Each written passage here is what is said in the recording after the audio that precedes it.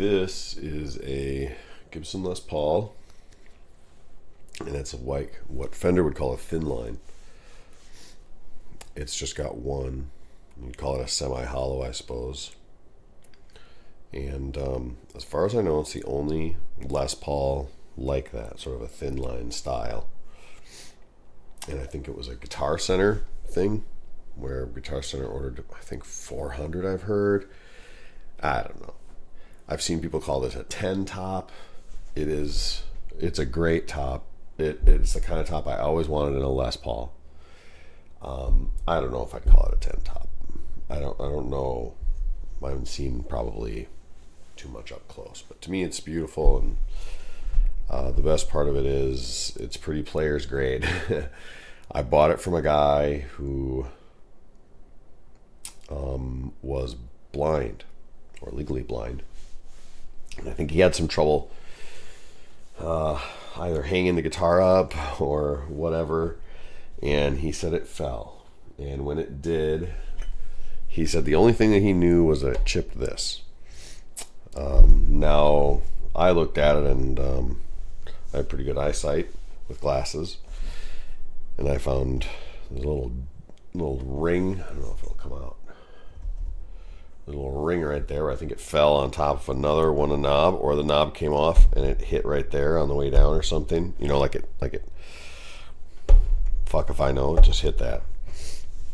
The other thing is it used to have this white pickguard on it, which he retrofitted. It doesn't normally come with a pickguard. Normally it would be like this. And I had my guy take that off and kind of fill that in. It's not great. It's not like what you'd call like really repaired. It's just so that I don't have that on there. So you see it better. It looks like original. And it plays really nice.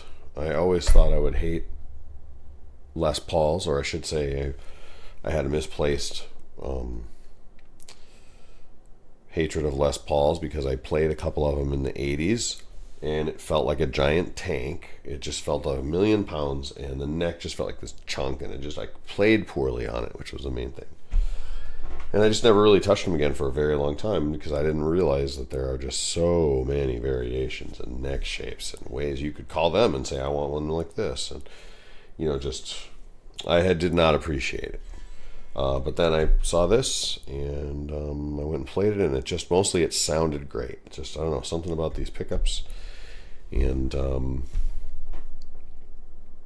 sounded really nice.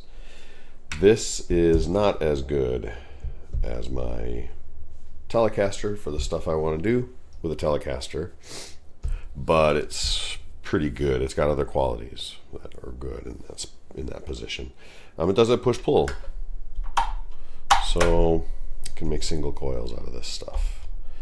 And it's got, your standard Gibson wiring, so things that I didn't appreciate, the difference between all the Strats and Super Strats I played is how this works. This is sort of like a jazz musician, or I think it comes from a jazz musician world, and so originally, and so this selects the pickup or both, and then they have independent volume and tone controls. Each pickup does, and so that means you could have one very, very low. That's the thing that I do in a couple Duran tribute songs is I have this low like this, and I play it here, and that keeps it quiet. Then this I got cranked, and so then when I want to be real loud or the raucous part comes in, I go like that. That's all I have to do, and it goes to this, which is more of a bite, and is loud, volume all the way up. Lots of guys even turn this all the way down so that this is like a mute, just at the guitar. And so when I went and looked at it, I was like, oh yeah, I can tell it fell, and I pointed out stuff to him, and I was like, also, like the nut is broken. So the nut was just cracked right there. He's like, really? Oh, I can't tell. And I'm like, yeah, well, his resolution wasn't that great. So and there was other stuff too that he just didn't see. But it was fine, and I made an offer, and it was pretty good. What's funny is when I first contacted this guy, I was trying to. I think I was selling pedals. I think I was selling some pedals. Craigslist, and this guy contacts me. He's like, "Hey, I want to buy your pedals," and I'm like, "That's cool. I can meet you here." And he goes, "No, I'm blind. I can't go anywhere. You got to meet me at my house, but I'm close." I'm like, "That's cool." So I go over there, and I think I wanted to test it, or he wanted to test or something. So I'm like, "Do you have a guitar?" And so he goes and he grabs a guitar and he brings this up. And my eyes were very wide. I was like, "That is so nice looking. That's kind of the exact type of Les Paul I want." I wasn't that into the thin line part of it that much. But then the more I thought about it, the more that was cool. First of all, it's somewhat unique, which means that this can fit into playing in a different way than other guitars can. And also, it does sound more like open, and definitely you can get more feedback. I mean, it's effective. It's not just there for show. And it's light. It's a little too light, actually. It dives up there, and I've had it hit stuff. But anyway, so he, and when I first contacted him, before even anything else, he just sent me all these kinds of pictures, maybe trying to set my mind at ease that I was going to come to his house or something. And he just sent me all these pictures of this awesome home studio. He had all of these guitars all over, just hanging all over, and nice ones, and nice gear, and nice recording setup. You could do, if you knew what you were doing, you could do some good in there. And he did all that. He was blind, legally blind. But anyway, so he was just really like forthcoming, and just like really wanted to show off his gear and his space, and asking me about what I was doing and stuff. And so he had a katana head, and I had been looking for one, and I said, "Hey, can I borrow that? And I'm going on a trip, and I would love to just take that katana head, and I will give you my katana combo amp, as a trade. So you'll have one to use, and also, you'll hold it in contingency. So if I get psycho or take off or get hit by a bus, you got something." He's like, "Yeah, that sounds fine, cool." I was like, "Oh, that's so great." And I wouldn't have asked anybody that, except it was nice. And also, like I said, he was so forthcoming with just all this material about his space and gear and stuff. And he was just really talking about processes and things. He was just very, like, all of a sudden friendly about music. And that was cool. And I borrowed that katana head, and oh man, it played so nice, because it was just, I just had it plugged into headphones, but I was able to load all my own programs and stuff into it from my other katana combo amp. It just was great that whole vacation, and it was small. It didn't have a big speaker in it. And then I got back, and I contacted him. I was like, "Hey, I just got back into town. I wanted to come and return your amp." And he's like, "Yeah, that sounds great." And like a day goes by, just one day, and he just all of a sudden contacts me. He's like, "Hey, I really want to return that amp, but I'm gone, or I'm going to be in the basement doing stuff, and it's just hard for me to get up there. So can you just come over and swap amps, and thanks." I'm like, "Yeah, whatever." So I go over there, and I don't know if he was home or whatever, but he had this kind of entryway, and I go, and there's my amp. And god damn it, if it wasn't fucked up. It looked pretty fucked up. It just, there's like white spots on the black where it looks like something had hit, and all this stuff. And I was like, what is up with this? And I'm looking, there's more and more stuff like this, kind of that Tolex, is that what it's called? I should probably get it up here, but it's, that material around the outside that was just dented and fucked up. It's like, what the hell? And god, I wonder if it didn't like fall down his stairs, or he just, I don't know. Maybe there was like a change in his life. He was expecting this katana head there, and he forgot, and it was my combo amp, and he kicked it and went down the stairs. Or, I don't know, he took it up in an airplane, and the airplane was in a crash. He and the katana survived, but I don't know. But then after that, just no contact from the guy. Just, whoop. So I just kind of wondered if that was the case. If he didn't fuck up my amp and just didn't want to deal with all that. I don't know. I wanted to buy that katana amp, but he just wouldn't contact me afterwards. I was like, hey, I don't know.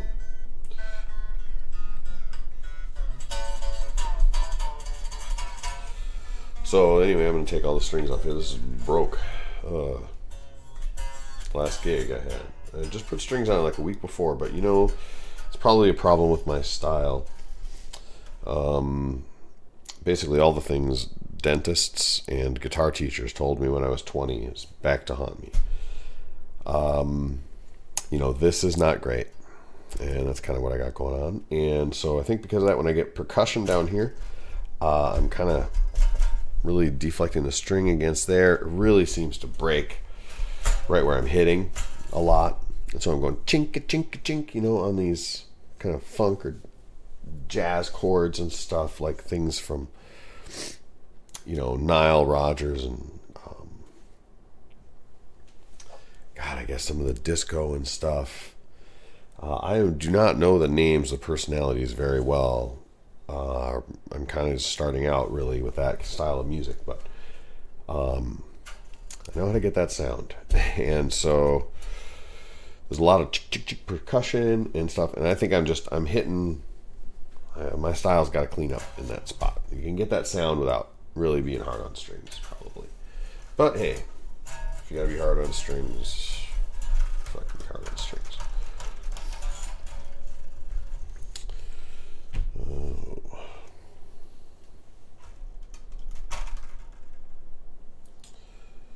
So yeah.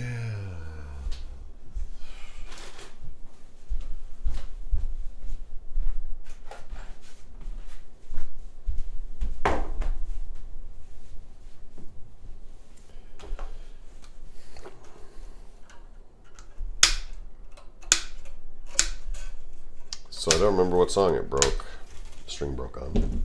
But I was able to finish the song. That's a great thing. Really solidified my belief that fixed bridge is very frequently the way to go. Or maybe use non-fixed bridge kind of sparingly. Or have a fixed bridge be your backup, so that if it happens, you're more guaranteed to be able to keep playing through if it happens again. It's kind of like a third fail-safe, let's say, if you brought two guitars. But I was able to complete the song, because one string going out, you can still get by on this, on a fixed bridge.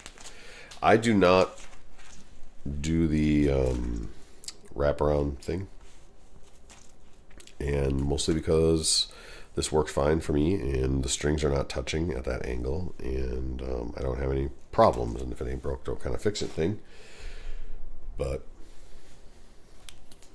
I'm open to all kinds of ideas. So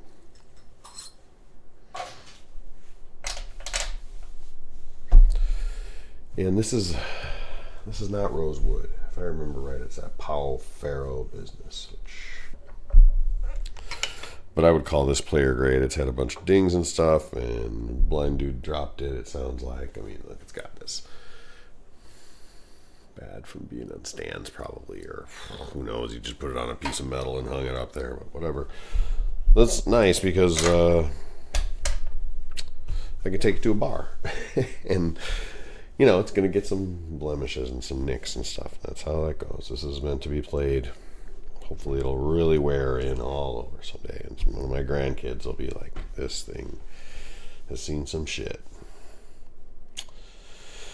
So I was able to complete the song, is the point. But then it was a high wire act after that too, because then I was on a guitar that had tremolo system. But that was fine. Everything's great. I haven't broke strings too much live. Really just like maybe, I don't know, a dozen times total. Not too often. I usually change out, and I'm normally not that hard on it, but I just think this style. And I do think Andy Taylor, I'm doing a lot more Duran, and I do think Andy Taylor he dug in. I think he dug in. I don't know. Honestly, I'm only just starting to study him. And you should go check out this guy, Stefano. I don't know, I'll put a link in there somewhere. People do. If you're interested in Duran Duran and playing it, this guy's he really tries to understand it and play it the way Duran Duran does. Sometimes it's live, sometimes it's he'll like, recently I saw a thing where it was like researched, and now we know how Andy plays this one part on this album. It was so hard to figure out. And anyway, you should check him out. So this is what I've been playing for that, because I don't have that Yamaha guitar, and this is probably the closest thing, and I think it's real great for the show, probably. I mean, it's not like his guitar, but he played Les Pauls. He did. He played Les Pauls. He plays them now mostly, I think, but he played Les Pauls with Duran Duran. I think I'm going to end up mostly with a Telecaster. I think Telecaster is what he mostly used live most of the time. No, the Yamaha. He played that Yamaha for a very, very long time, but it seemed like after a certain point, that Telecaster and that Italian guy that I was just talking about bought Andy's Telecaster. He bought it at an auction. He has Andy's actual Telecaster that played on albums and went on tour. And that's, oh my God. When I saw that, I was just like, this dude's so lucky. So that's great, man. That's cool. You know, watch all your videos. It's good stuff. All right, I don't watch all your videos. There can't be anything else interesting about this at all. I mean, it's just a new set of strings. What the fuck? Kind of throwing together some 20 minutes of discussion. I don't know. Big slab of mahogany. Mahogany neck. The neck plays great. It's thin. It's thinner than the Les Paul necks that I had messed with before. And thin this way. This is actually a little wider than I would say the other Les Pauls. Like,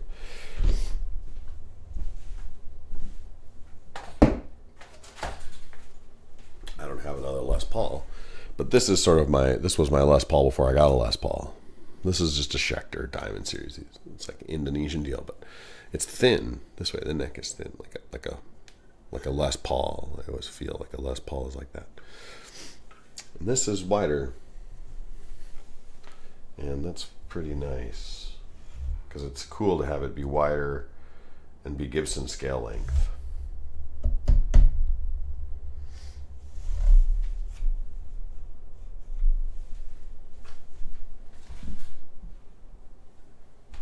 That Schecter's 24 frets though. I always say it was like my 24 fret Les Paul, which I saw. I was at a blues jam and a guy had a 24. No, it was a SG. He had a really nice, cool SG, and it was 24 frets. And I was like, oh, I have not seen that before. All right. Now I'll put some strings on and come back.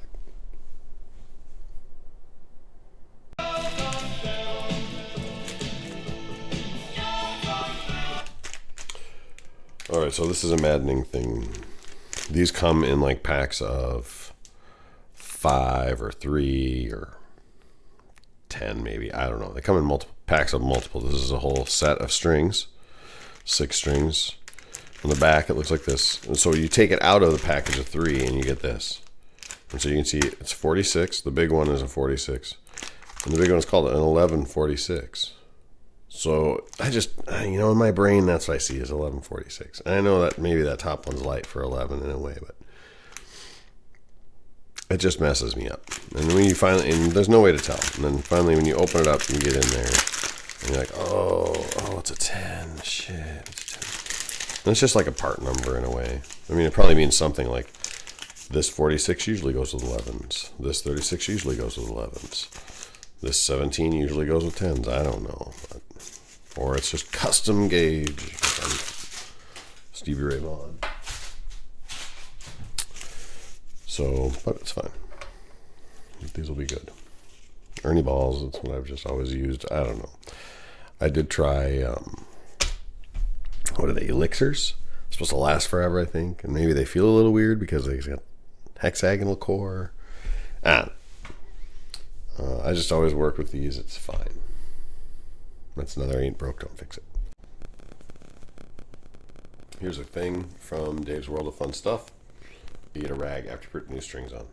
You need a rag just to protect your hands, because you're going to do this.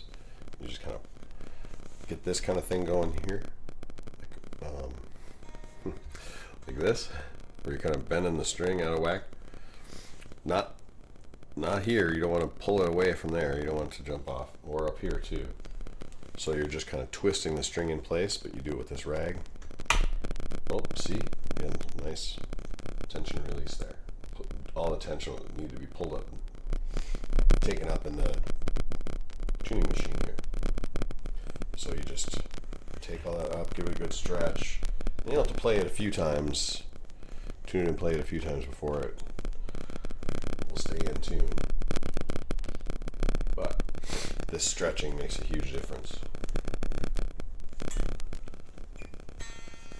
What I do before I stretch it like this is I tune it, and so, it doesn't even hold it to tune. Just even sitting there in tune, it'll go out of tune, because when you first put the strings on, they need to relax.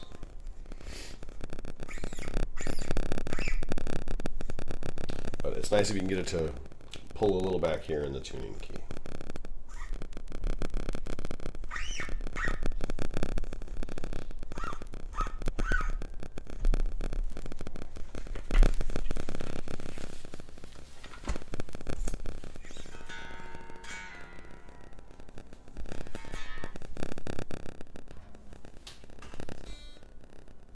We got a tune to E floating around here.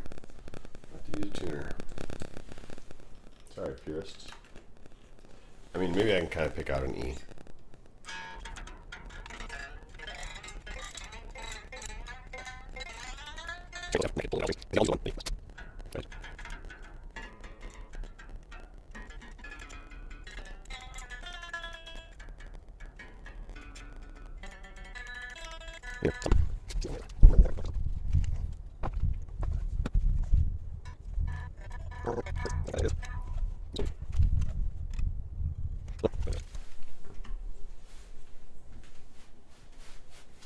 Oh, I'm all disconnected from practice. Alright, well, I'll have to get rehooked up and then you'll hear.